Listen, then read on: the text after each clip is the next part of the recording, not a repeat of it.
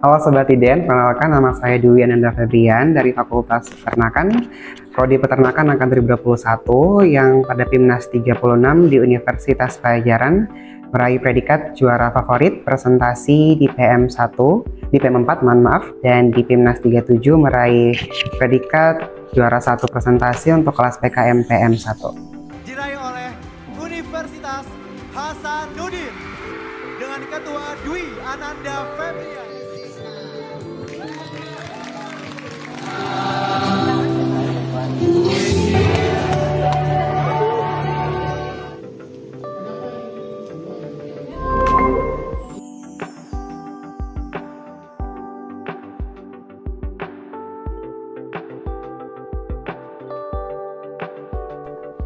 Oke, kalau motivasi ikut PKM sih sebenarnya simple. Untuk seorang anak LKT itu puncak tertinggi adalah PKM dan PIMNAS gitu. Ada yang mengatakan bahwa nggak peduli juara apapun yang kita raih, selama belum mendapatkan juara PIMNAS itu masih kurang afdol untuk menjadi prestasi di lomba LKTI. Jadi akhirnya ada PKM, kemudian karena kebetulan background saya sebagai seorang volunteer dan menginspirasi untuk mengikuti bidang pengabdian kepada masyarakat. Itu motivasi terbesar saya selain dari mendapatkan prestasi tentunya, tapi juga dari background volunteer dan PKM is a very huge kompetisi dan PIMNAS adalah the last stage gitu. Terus untuk karantina dan berbagai strategi dan gimana lika-likunya agak lumayan panjang kalau diceritakan, since ini adalah perjuangan 314 hari sejak pengumuman pendanaan hingga pengumuman juara PIMNAS 37. Tentunya there is a lot of ups and downs selama kegiatan, tapi kunci dan dari saya dan teman-teman tim saya adalah mindsetting. Selalu ingat tujuan kita bahwa terlepas dari hasil akhir, yang paling utama adalah apa yang kita berikan dan berdampak kepada mereka. Apalagi kemarin mitra saya dan seorang narapidana yang tentunya datang dari berbagai background dan pastinya memiliki berbagai permasalahan yang cukup kompleks. Jadi yang kami lakukan untuk bisa mencapai titik tertinggi kemarin adalah tetap bertahan, tetap berusaha, dan selalu memotivasi sama lain ketika ada di fase kita ingin menyerah. So we going back, meet again, kemudian mindsetting kembali. Kalau membentuk tim sih yang paling pertama adalah tidak berbasis circle, karena penting kalau teman-teman berbasis circle agak susah untuk saling mengoreksi dan saling menasehati gitu. Jadi kunci paling utama adalah tim yang saya cari is the winning team atau tim kemenangan, karena tentunya sebagai seseorang yang udah di semester akhir, ini adalah panggung terakhir saya. Jadi yang pertama itu meminta rekomendasi dari beberapa teman terdekat saya dan mengingat seorang ini adalah kompleks atau teori narapidana, membutuhkan yang namanya orang psikologi, orang kesmas, dan juga orang hukum. Jadi semuanya saya cari dalam suatu himpun. Yang pertama itu dapat dari kenalan senior dan teman-teman. Yang kedua dapat dari komunitas atau dari grup yang terbentuk oleh mahasiswa Talent Academy. Disitulah ini terbentuk 4 anggota pertama. Lalu kemudian karena kebetulan beberapa anggota yang datang itu tidak mempunyai background editing, sehingga saya membutuhkan 1 orang editing dan akhirnya mendapatkan dari alumni PKM tahun 2023 dari Fakultas MIPA. 4 orang inilah kemudian saya tanya, saya bilang dari awal ke mereka bahwa tujuan saya mengikuti PKM kembali itu adalah meraih gold medal PIMNAS gitu. Kalau teman-teman siap gabung sama saya, kalau belum siap nggak apa-apa untuk nggak bergabung dulu. Kalau soal experience, soal power, kita semua sama-sama belajar. Yang paling penting adalah konsistensi dan niat masing-masing. Itu aja sih. PKM itu punya satu aturan tertulis yang sudah mutlak tidak dapat diganggu-gugat, yaitu aturan. Semua wajib ikuti aturan baik secara formatif maupun secara substantif gitu. Ada beberapa format yang sebenarnya bagi kita itu sangat simple, tapi bagi PKM itu sangat-sangat rigid. Nah, itu yang selalu saya tekankan kepada tim saya bahwa tidak peduli seberapa pintar kalian, tapi ketika kita menyalahi aturan maka pasti akan gagal gitu. Jadi yang paling pertama adalah ikuti aturan, dan ekosistem di PKM Unhas itu sudah sangat terbentuk dengan rapi oleh tim Pokja Universitas. Jadi kami juga kerap kali untuk meminta berbagai pandangan dan advance dari Pokja Universitas terkait dengan substansi gitu, karena ada 2 tahapan seleksi untuk lolos proposal. Yang pertama secara substansi, secara formatif, yaitu format yang ada di proposal. Yang kedua itu substansi atau isi dari proposal gitu. Dan itu semua perlu kita diskusikan dengan 5 anggota tim dan 1 dosen pendamping tidak lupa, dan beberapa tim Pokja Universitas yang memang sudah cukup memiliki capable dalam hal mempersiapkan tim-tim Unhas untuk bisa mencapai di ranah tertinggi yaitu Timnas 37. Seperti namanya PKM kreativitas Kak, creativity, yang dimana untuk PKM itu kalau kita bawa ide yang basic things itu nggak bakal mungkin bisa bersaing untuk skala Timnas gitu. Jadi idenya harus benar-benar kalau kitanya bilang itu seperti namanya spectacular dan punya dampak yang signifikan bagi masyarakat, baik itu skim apapun, karena PKM ada 8 skim yang dilombakan di Pimnas, dan salah satu skim itu pengabdian kepada masyarakat. Dan disinilah kunci yang paling utama gitu, karena untuk pengabdian itu teman-teman harus bisa mengubah pola pikir dan perilaku, dan apalagi untuk yang menyentuh konteks narapidana itu cukup susah di awal. Nah, sehingga untuk bisa menarik perhatian mereka, teman-teman harus punya langkah kreatif dan problem solving yang paling tepat. Dan pada saat presentasi pun kami berpikir bahwa apa yang membedakan tim Unhas dari tim-tim lain. Apalagi dengan saat itu saya satu room dengan anak UI, UGM, ITS, IPB, dan Undip yang sudah cukup berpengalaman di Pimnas. Jadi yang buat kami, membedakan kami itu adalah cara presentasinya gitu. Biasanya mungkin teman-teman berpikir presentasi just very simple things, but exactly is a very hard things, karena teman-teman harus bisa mendapat spotlight dalam waktu 10 menit apa yang bisa juri berpikir bahwa oh tadi tim ini yang seperti ini. Dan itu akhirnya saya dan teman-teman tim saya membuat pola bahwa ketika presentasi bayangkan diri kalian sebagai seorang narapidana gitu. Tontonannya diatur, gerakan tangan diatur, dan ekspresi pun diatur. Dan semuanya kami konsepkan dalam setiap pelatihan, dan yang paling utama tidak boleh melewati 10 menit gitu, karena kita hanya punya 10 menit, dan itu semuanya kita lakukan latihan tiap detik, tiap menit dihitung setiap kali latihan, sehingga pada di Pimnas akhirnya berhasil kami selesaikan dengan cukup bagus dan meraih hasil yang sangat memuaskan. Tantangan terbesar itu adalah kesibukan tim masing-masing. Dan yang paling penting itu ketika kita berada dalam satu konteks tidak seiring atau tidak sefrekuensi kembali gitu, karena lagi-lagi ada 5 orang di dalam tim ini, semuanya punya pendapat berbeda, punya background berbeda, dan pastinya punya kognitif yang berbeda-beda pula. Jadi ketika tim ini mulai down, mulai merasa bahwa kita udah nggak satu visi dan misi lagi, itu yang paling susah gitu, karena ketika tim udah mulai hancur atau udah mulai terbongkar fokusnya, itu bakalan sangat mempengaruhi ritme atau kualitas tim. Dan solusi yang saya lakukan kemarin adalah, kalau anak psikologi mungkin tahu, it's called mind setting.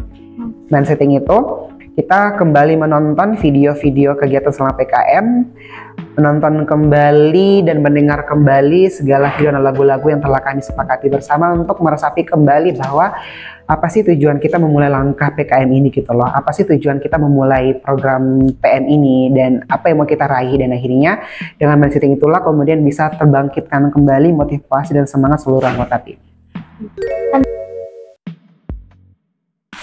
Oke, kalau untuk saya pribadi, saya juga tidak tahu sampai saat ini bagaimana Tuhan memberikan saya banyak sekali kebaikan hingga pada hari ini saya bisa menyimbangkan berbagai hal, mulai dari akademik, organisasi, hingga prestasi dan PKM. Tapi yang paling utama adalah komunikasi gitu. Ketika teman-teman ada dalam kondisi yang memang tidak mungkin untuk berkontribusi dalam PKM, dikomunikasikan dengan anggota tim agar ada yang bisa menggantikan atau mengisi kekosongan tersebut gitu. Dan ketika membahas terkait dengan organisasi dan akademik, pastinya tujuan kita kuliah adalah untuk akademik gitu, untuk meraih pembelajaran. Jadi saya punya prinsip segala bentuk macam tugas itu nggak boleh dibawa pulang ke rumah. Tugas harus selesai di kampus, jadi ketika jam kampus sudah berakhir, maka tugas akademik pun sudah berakhir. Dan ketika masuk ke organisasi, yang paling penting jangan maruk, jangan egois. Kalau bisa dikerjakan dan punya waktu, silakan ambil opportunity-nya. Tapi kalau nggak bisa, ya nggak apa untuk tidak mengambil kesempatan itu. Karena lagi-lagi, saya percaya bahwa rezeki kita nggak akan ada yang ngambil, dan semua orang sudah punya porsi masing-masing sesuai sama rencana Tuhan. Oke, kalau di PKM kita sebagai dosen pendamping, tipsnya itu adalah teman-teman harus dapat dosen pendamping yang tahu apa itu PKM gitu. Karena PKM benar-benar berbeda. Tengah malam pun teman-teman tuh bisa aja gitu loh menghubungi dosen pendampingnya, dan biasa kan ada dosen yang mungkin tidak menerima jam malam. Tapi PKM is very very different. Jadi yang paling pertama, dosennya harus tahu apa itu PKM. Yang kedua, kalau mau ngajar dosennya ber-PKM, tanya dari awal tujuannya untuk apa dan hasilnya mau apa gitu, supaya dosennya tahu dan bisa menyamakan ritme dengan anggota atau tim yang terbentuk pada saat itu gitu. Dan untuk menjaga komunikasi sih, kemarin di awal saya bersyukur karena dapat dosen pendamping yang cukup satu frekuensi dan tahu bagaimana model berteman dan membangun habit ala-ala Gen Z. Jadi cukup enak dalam membangun komunikasi, dan paling penting dari awal saya sudah memang menyampaikan kepada dosen pendamping bahwa PKM itu bakal menyita waktu, dan pasti ada kali mana saya bakalan menghubungi beliau di jam-jam tertentu untuk meminta pendapat ataupun untuk mendiskusikan hal-hal yang bisa saja bersifat sangat urgent dalam kondisi tersebut. Jadi itu yang kami lakukan sebagai tim dalam pelaksanaan PKM-PM kami. Pelajaran paling berharga adalah seorang juara tidak dibentuk dengan istilah ada-ada gitu. But a champion must be made. Seorang juara harus dibentuk dengan sangat tepat mulai dari awal hingga akhir, karena menjadi juara is not easy. Dan terlepas dari title juara, yang paling harus teman-teman ketahui bahwa tidak peduli apapun yang terjadi tantangan dan rintangannya, selama Tuhan memberikan kesempatan dan takdir pada hari, waktu, menit di malam itu, maka semuanya akan terjadi sesuai dengan apa yang kita harapkan. Jadi bekerjalah sesuai dengan konsep dan sesuai dengan timeline dan strategi. Hasil biarkan Tuhan yang menentukan. Ada banget. Yang paling unik itu, menurut saya itu unik ya, yang paling unik itu adalah kita kan punya jam makan waktu karantina dari tim Unhas, dan itu nggak boleh lewat dari jam 7, kalau nggak salah setengah 8. Dan at the moment, karena kita lambat selesai, jadi kita itu kembali ke kamar itu udah cukup hampir mendekati setengah 7. Jadi ketika turun itu, kita hanya punya waktu sebenarnya kalau dari kami masih cukup panjang. Masih ada sekitar 15 menit. Tapi nggak tahu, makan itu belum habis, banyak yang masih ngantri makanan, tapi tiba-tiba udah berbunyi lah suara atau mulut dari tim Spekta yang menginfokan bahwa waktu makan dan isya udah selesai. Jadi itu benar-benar piring yang masih banyak makanan itu betul-betul nggak ada yang pegang, nggak ada yang makan lagi, dan semuanya lari ke kursi masing-masing. Karena ketika kita terlambat, maka dendanya itu adalah 100 sampai 200 ribu. Kayak bisa dibayangin kalau telat sedetik aja, tiap kali terlambat itu berapa juta yang bakalan dikasih ke tim Unhas gitu. Nah itu salah satu pengalaman unik karena mengajarkan kita bahwa you have to be disiplin gitu. Nggak peduli mau jam makan, mau jam istirahat, tapi ketika udah kesepakatan jam segitu ya jam segitu yang kita lakukan. Nah ketika di PIMNAS lagi-lagi pengalaman unik itu waktu presentasi. Ini udah presentasi di depan juri. Nah pada saat itu saya kehilangan suara. Jadi betul-betul yang hilang, sehingga kami berdoa untuk tidak presentasi di hari pertama, dan puji syukur Tuhan mengabulkan. Di hari kedua akhirnya, kalau teman-teman tahu Ira Yunita kan suka makan kencur tuh sebelum presentasi. Nah akhirnya saya pun makan kencur di malam dan subuh hari ketika sebelum presentasi, dan saya nggak tahu kalau kencur seburuk ini rasanya, benar-benar buruk. Dan akhirnya ketika presentasi pun kami kebetulan dapat slot 2 dari terakhir.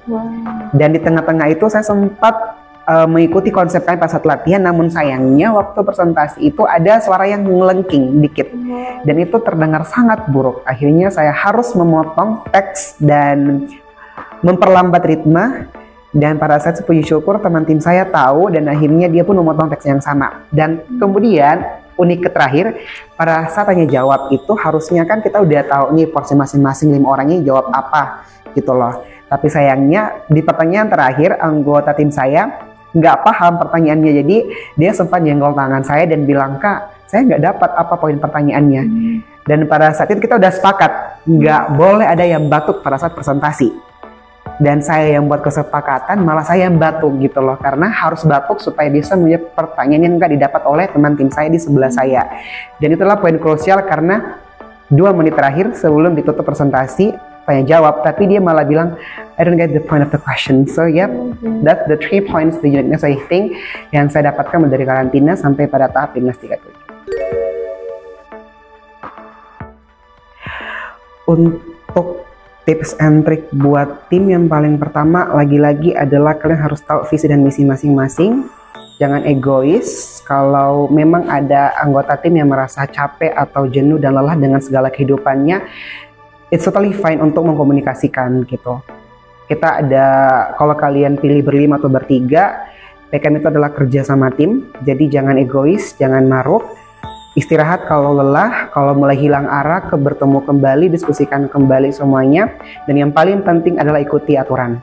Karena nggak ada aturan dibentuk hanya untuk membuat kalian menjadi kalah, tapi semua aturan dibentuk untuk membuat kalian menjadi seorang pemenang. Dan sebagai tim, kalian harus tahu visi dan misi, kalian harus tahu bahwa tujuan kalian sebagai tim untuk apa. Apakah hanya sekedar pengalaman atau untuk menjadi sang juara. Dan buat tim Unhas yang berjuang, ingat, kalian harus mempertahankan piala di Karta Kartawidya di kampus kita. Prove it to them that you are deserve to be a champion.